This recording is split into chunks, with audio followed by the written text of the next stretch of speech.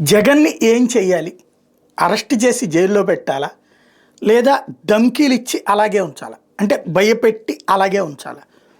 జగన్ పేరుని 3 సార్లు ఛార్జ్‌షీట్‌లో రాశారు. జగన్‌కే ఆ డబ్బులు నేరుగా అందినాయని రాశారు.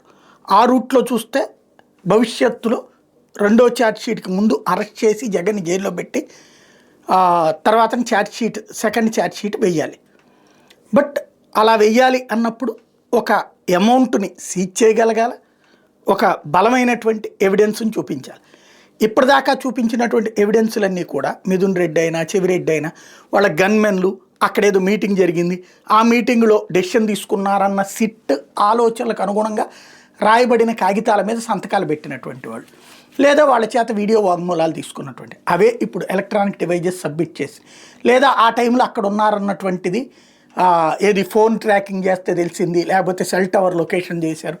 ఇది అవి వ్యాలిడ్ కాదు. అవి డిబేట్స్లో తర్వాతన ఏది ఎప్పుడైనా సరే సర్క్యుమ్స్టెన్షియల్ ఎవిడెన్స్ అంటారు. మర్డర్ వీడే చేశాడన్నటువంటి ప్రాథమిక సాక్ష్యాన్ని చూపెడుతూ ప్రత్యక్ష సాక్ష్యం ఏ ఫింగర్ ప్రింటో లేకపోతే లెగ్ ప్రింటో చూపిస్తూ ఆ తర్వాతన ఈ సపోర్టింగ్ ఎవిడెన్స్ పనికొస్తుంది, కానీ ప్రధాన ఎవిడెన్స్ కింద పనికిరాదు. అయితే అరెస్ట్ చేయడానికి పనికొస్తుంది.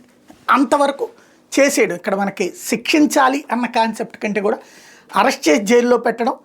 చంద్రబాబు నాయుడు ఏ సెల్లో ఉన్నారో ఆ సెల్లోనే చంద్రబాబు ఎన్ని రోజులు ఉన్నారో అంతకంటే ఒక్కరోజన్నా ఎక్కువ ఉంచాలి అన్నటువంటి కట్టర్ తెలుగుదేశం కార్యకర్తల యొక్క మనోభావాల కోసం ఆ దిశగా చెయ్యాలా?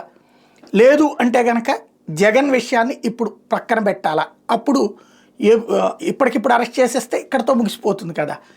అదే అట్లా ఉంచితే ఎప్పుడు పీక మీద కత్తి వేలాడుతూ ఉంటుంది కదా, అలా చెయ్యాలా అన్నటువంటి పాయింట్ దగ్గరనే ప్రస్తుతం చంద్రబాబు గారు ఫైనల్ డెసిషన్ తీసుకోవాలి.